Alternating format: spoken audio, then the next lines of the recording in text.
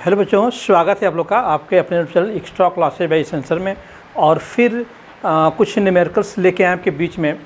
ये न्यूमेरिकल की सीरीज चल रही है एक, ठीक है। इसमें आपके वो 5-5 न्यूमेरिकल हम बता रहे हैं और बिल्कुल ये सभी न्यूमेरिकल्स आपके बोर्ड के एग्ज़ाम और जो आपके अदर कम्पिटिटिव एग्ज़ाम्स हैं टीजीटी से लेकर के नीट और अदर जो साइंस से एग्ज़ाम होते हैं सब में ये क्वेश्चंस आते हैं।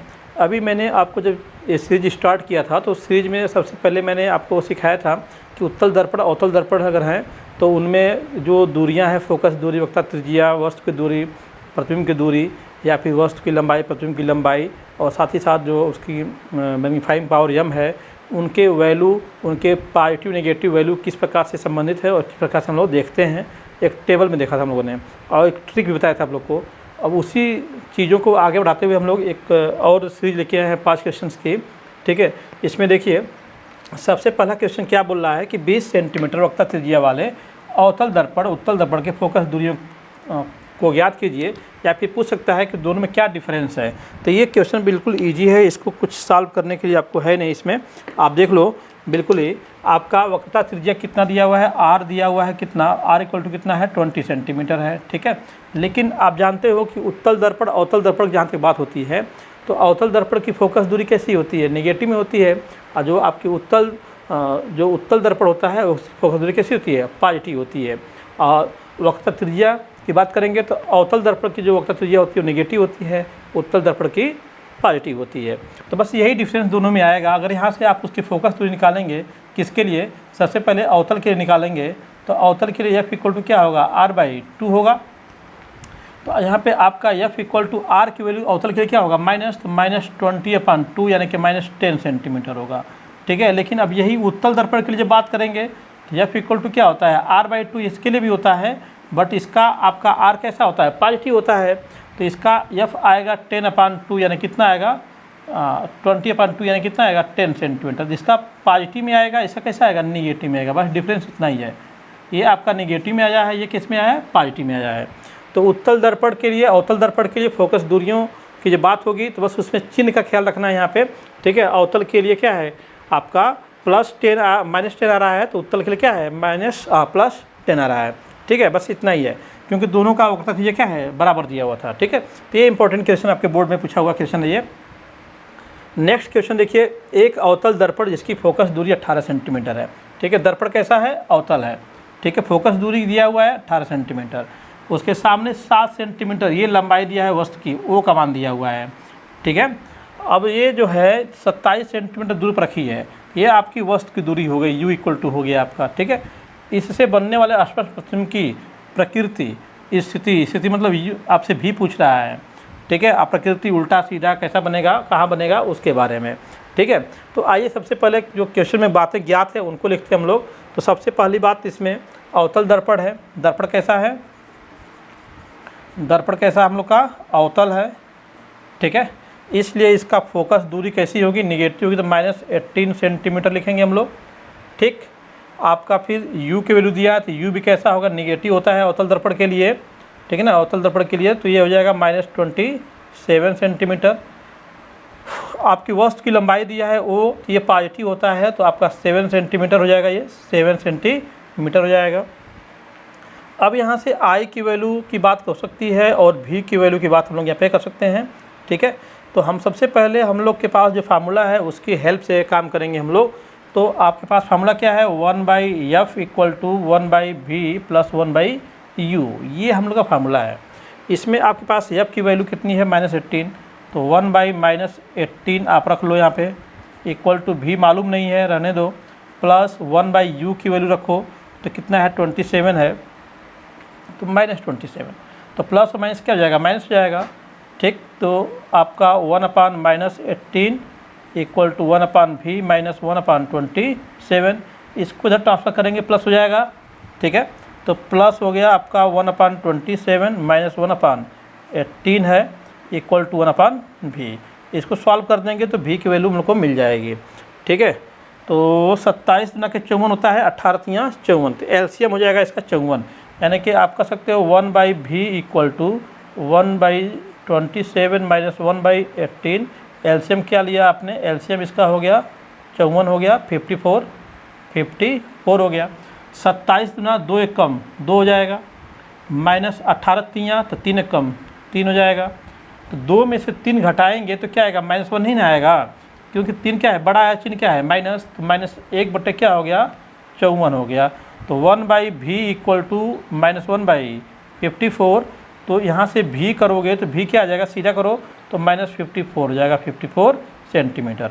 तो आपके पास क्या मिल गया, v की वैल्यू हमको मिल गई। ठीक है, अगर v की वैल्यू मिल गई हम लोग को, ठीक है, तो अभी हम लोग को i की वैल्यू फाइंड कर सकते हैं, क्योंकि आपके पास फार्मूला था m इक्वल टू क्या था, I/O इक्वल टू -v/u था। ठीक है, अभी आपके पास i की वैल्यू नहीं है, o की वैल्यू है आपके पास कितना 7, तो यहाँ पे रखेंगे 7।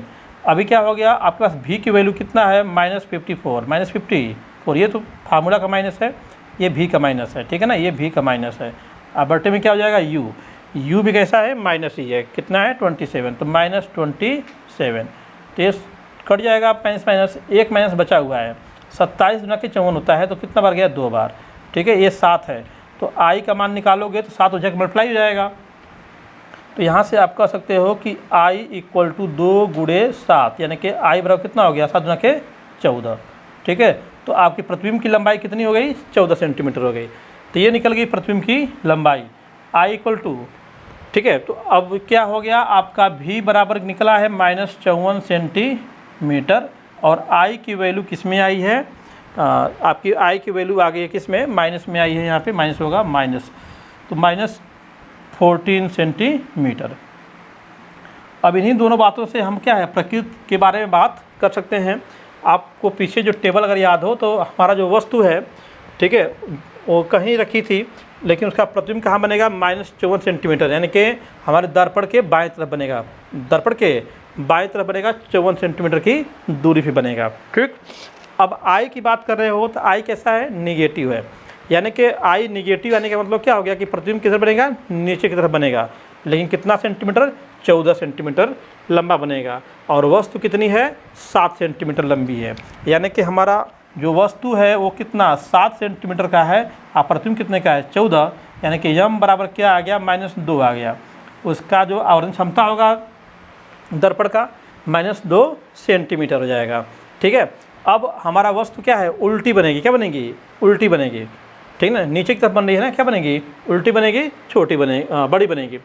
वस्तु क्या होगी, सॉरी, प्रतिबिंब क्या होगा, वस्तु से बड़ा होगा, उल्टा होगा, तो प्रतिबिंब कैसा होगा, बड़ा कर सकते हो या 2 गुना कर सकते हो, 2 गुना बड़ा होगा, कैसा होगा, उल्टा होगा। दर्पण कैसा है, अवतल है, उल्टा बनता है तो क्या होता है, वास्तविक होता है, तो प्रतिबिंब कैसा होगा, वास्तविक होगा। तो प्रतिबिंब वास्तविक होगा, उल्टा होगा, 2 गुना बड़ा बनेगा, है ना, और 2 गुना बड़ा बनेगा ये, और दर्पण से बाईं ओर बनेगा, दर्पण से बाईं ओर, किधर बनेगा, बाईं ओर बनेगा, बाईं ओर बनेगा। ठीक है ना, तो ये प्रकृति हो गई। ठीक है, आइए इसको मिटाते हैं, फिर तीसरा लगाते हैं। थर्ड क्वेश्चन बहुत ही इंपॉर्टेंट है, इसमें कई चीज़ें छुपी हुई हैं। सबसे पहले तो हम जानेंगे, जैसे कहा है कि एक मोटरसाइकिल के बैक व्यू दर्पण लगा हुआ है। बैक व्यू मिरर क्या होता है, जिससे हम लोग बाइक में, कार में जो पीछे की तरफ, पीछे का सीन देखने के लिए, पीछे जो गाड़ियाँ आ रही हैं, लोग आ रहे हैं, उनको देखने के लिए, एक्सीडेंट से बचने के लिए क्या होता है, मिरर लगा होता है। उस मिरर में पीछे की वस्तु को हम देखते हैं कि कौन सी वस्तु है, कहाँ पे है ना। तो वह कैसा होता है, सबसे पहला क्वेश्चन तो ये है। तो आपका जो बैक व्यू मिरर होता है, दर्पण होता है, वो होता है उत्तल दर्पण। कैसा होता है, उत्तल दर्पण होता है। पहला क्वेश्चन तो ये हो गया। यही क्वेश्चन पूछा हुआ आपके एग्जाम में है कि जो मोटरसाइकिल या कार में बैक व्यू मिरर होता है, उसमें कौन सा दर्पण प्रयुक्त किया जाता है, तो वो होता है उत्तल दर्पण। कौन सा दर्पण, उत्तल दर्पण। फिर पूछता है कि उत्तल दर्पण ही क्यों प्रयोग करते हैं। तो आपको अगर टेबल याद हो, टेबल में दिखाया गया था, जो उत्तल दर्पण होता है वो हमेशा सीधा प्रतिबिंब बनाता है। कैसा बनाता है, सीधा प्रतिबिंब बनाता है, और वह अधिक एरिया तक का प्रतिबिंब बनाता है, उसका पीछे अधिक एरिया दिखाएगा वो, इसलिए हम लोग क्या है, उत्तल दर्पण बनाते हैं, सीधा बनाता है, लेकिन वास्तविक होता है, सॉरी आभासी। प्रतिबिंब कैसा होता है, आभासी होता है। प्रतिबिंब आभासी होता है, सीधा होता है, ठीक ना। तो सीधा रहेगा तो हमको समझ में आएगा कि कौन सी वस्तु है, आसानी से पहचान जाएंगे। उल्टा प्रतिबिंब बनेगा तो पहचानने में क्या हम लोग को प्रॉब्लम हो सकती है, क्या कौन सा कार है, कौन सी गाड़ी, कौन सी चीज़ है ना। तो सीधा बनाता है, और आभासी बनाता है, इसलिए हम लोग क्या है उत्तल दर्पण प्रयोग करते हैं। और सबसे बड़ी बात, ये बहुत बड़ी एरिया को कवर करता है। इसलिए वक्रता त्रिज्या r दिया हुआ है, r की बात कर रहा है। r कितना है 2 मीटर में दिया हुआ है, देखिएगा सेंटीमीटर नहीं, किसका है मीटर है ये। पीछे बाई के पीछे कोई वस्तु है जो 4 मीटर दूर है, यानी कि u का मान दिया हुआ है कितना 4 मीटर दिया हुआ है। ठीक, अब जो है करा कि प्रतिबिंब दर्पण से कितनी दूर बनेगा, तो v का मान आपसे पूछ रहा है। ठीक है, अब प्रकृति और किरण आरेख की बात कर रहा है तो उसको भी हम लोग बना लेंगे, लेकिन सबसे पहले हम लोग बात करेंगे किसकी, दर्पण की। तो दर्पण क्या हो गया, उत्तल हो गया। तो उत्तल दर्पण कैसा होता है, ऐसे होता है, ठीक है, ये आपका उत्तल दर्पण हो गया। तो आपकी त्रिज्या किधर होती है, इधर ही होती है ना, तो कैसी होगी, प्लस होगी। लेकिन वस्तु तो सामने रखी जाएगी दर्पण के, तो वस्तु कैसी होगी, माइनस में आएगी। तो वस्तु की दूरी क्या होगी, -4 मीटर हो गई। अब भी कैसा आएगा वो देखा जाएगा। ठीक, अब हम लोग को r दिया है, u दिया है, v पूछ रहा है। तो हम लोग के पास जो फार्मूला है E और V में संबंध बताने वाला कौन है, 1/f = 1/v + 1/u है। अब ध्यान दीजिएगा, हमारे पास f तो है नहीं, लेकिन फार्मूला तो है हम लोग के पास ना, f = r/2 का फार्मूला हम लोग का है।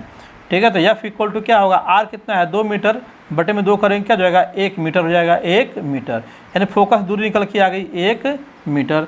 और उत्तल दर्पण है, फोकस दूरी कैसी आएगी, प्लस में ही आएगी, प्लस में ही आई है। ठीक है बच्चों, तो अब ये तो क्लियर हो गया f का मान।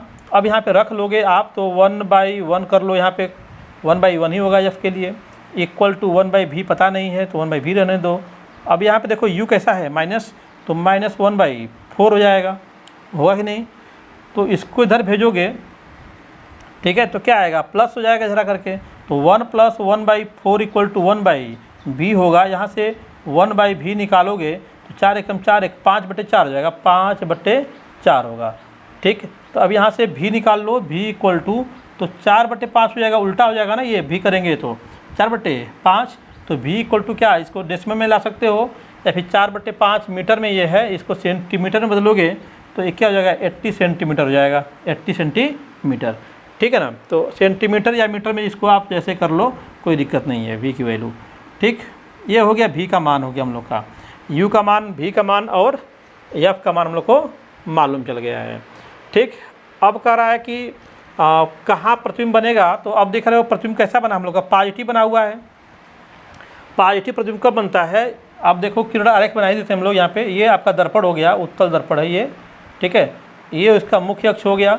मान लो कि ये इसका अगर फोकस होगा, अगर तो यहाँ पे क्या होगा, वक्रता केंद्र इसका होगा उसके दुगनी दूरी पे।